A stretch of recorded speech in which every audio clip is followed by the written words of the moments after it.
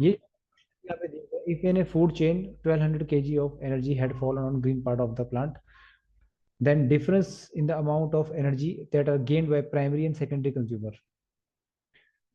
तो plant will, इसको solve करने से पहले आप देखिए, पहले इसको हम सॉल्व कर लेते हैं। Plant will gain 1200 kilo joule of energy,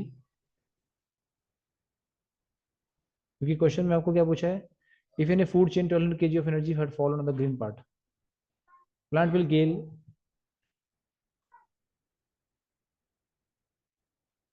1200 kg of energy according to 10% law of energy, law of energy.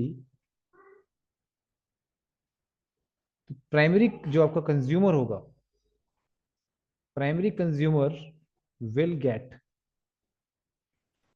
Primary consumer को उसका सिर्फ 10% मिलेगा।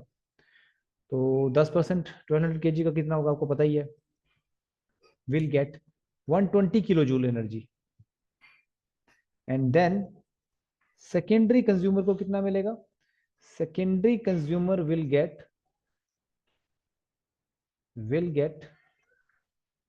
12 किलो जूल एनर्जी,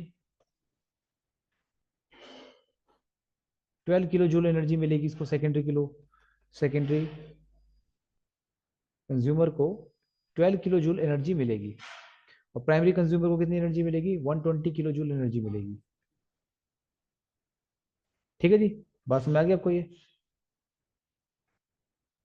नाउ तो आपको यही पूछ रहा है कि जितनी भी energy, then difference in the amount of energy are gained by primary and secondary consumer, primary और सेकेंडरी कंज्यूमर के बीच में एनर्जी का डिफरेंस कितना होगा, उनको जितनी एनर्जी मिलेगी तो उन दोनों के बीच में कितना डिफरेंस होगा।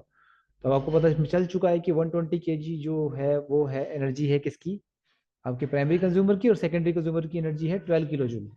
तो सो डिफरेंस कितना आ जाएगा इन दोनों में, इन दोनों का डिफरेंस आपने निकालना है। सो डिफरेंस इज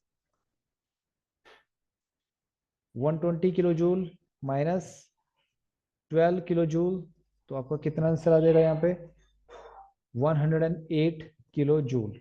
सो ये आपका आंसर आ जाएगा 108 kilo joule, this is the answer. Clear है बात। उन दोनों के बीच के डिफरेंस को पूछा, दोनों के एनर्जी के डिफरेंस को पूछा था उन्होंने कि दोनों में की एनर्जी में कितना डिफरेंस होगा। तो पहले तुमने 10% लॉ अप्लाई किया, उसको अप्लाई करने के बाद 10% लॉ का एक सीधा सीधा सा क्वेश्चन है ये, जो लिंडमैन ने 10% लॉ दिया था उसके लॉ पर ही आपको ये क्वेश्चन आ रखा है, लिंडमैन का 10% लॉ, 10% लॉ ऑफ एनर्जी। और यही 10% का लॉ बायोमास में भी चलता है, आपको पता ही है। ठीक है, तो 108 kg is the answer, option C will be the answer.